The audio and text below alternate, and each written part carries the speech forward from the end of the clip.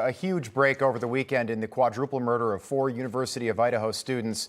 The suspect right there has finally been arrested almost 2 months after those murders took place on November the 13th. 28-year-old criminal justice graduate student at the University of Washington, right down the road from the University of Idaho. Brian Kohberger, now in custody, could be extradited back to Idaho as early as tomorrow. Joining us now for the latest on this case, FBI agent, former Naval SEAL, and author of the book Sheep No More, Jonathan Gilliam, back with us. Jonathan, you've been with us for the last almost 2 months as we've gone through this case over and over again. This was a huge break over the weekend. A couple questions for you. We know that he was a PhD student in criminology, so he knows a thing or two about committing crimes and investigating crimes. When he was arrested, one of the first things he asked police was, "Am I the only one that's been arrested?" What did you make of that? Was that did you see that as maybe misdirection, or do you think that there could be more people involved here? I think it's one of two things. I think he is trying to find out that is this his? Does he get to own this? Did anybody else get arrested? Or is he like the only subject? That, or perhaps there's something else to this, and so he kind of let that slip. And you know, if we look back at the Columbine murder or massacre, you had Klebold and Harris. One of those guys was the psychopath, and the other guy was the person that latched onto that psychopath and was a subordinate to him, I guess you could say. And that's it's not as common. It's very rare actually, but that could be the case because he was a PhD student, which means there would be students that are subordinate to him, and potentially he developed that relationship. So I hope that's something they continue to investigate, because it's a possibility. Doesn't mean that he definitely meant that when he said it, but it's a possibility. Yeah, so apparently he was arrested in his parents. He was staying with his parents in the Poconos in Pennsylvania, almost 2,000 miles away from where these gruesome murders took place. What stands out to you as we learn more about this suspect?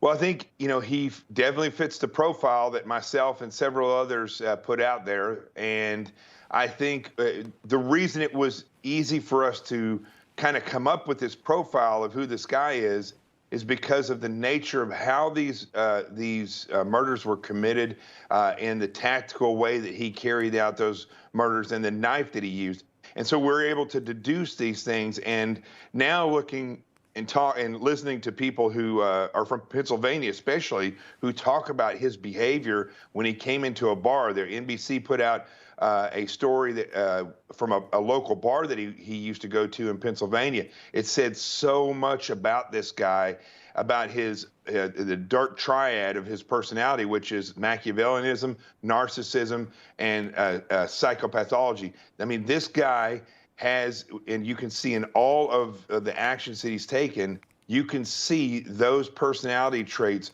molding together and creating somebody who excels in a career field, somebody who has the ability to walk all over people if he so desires.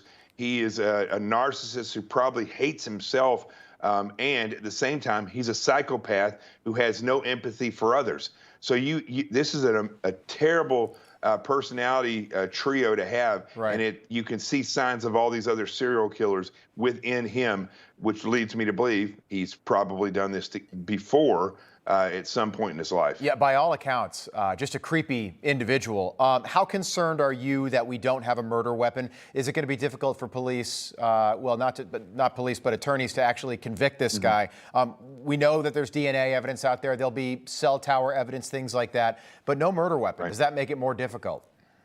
It's always a little bit more difficult, but we've seen time and time again, if they have the technology to put him at the scene of that crime at that time, along with the DNA, in particular, DNA that is mixed in with the victim's DNA. I think that is what they're going to key in on. And already you see a mountain of evidence that is piling up amongst him.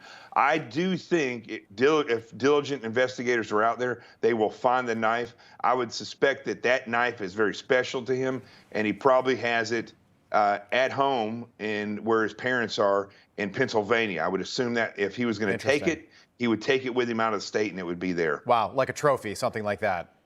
Right. I mean, just like when a police officer Interesting. retires, they keep their gun. Yeah. You know, so it's for him, that's what that is. Interesting. Okay, Jonathan Gilliam, we'll stay on top of this case. It could be extradited back to Idaho as early as tomorrow. We appreciate it. Jonathan T. Gilliam, good to see you again.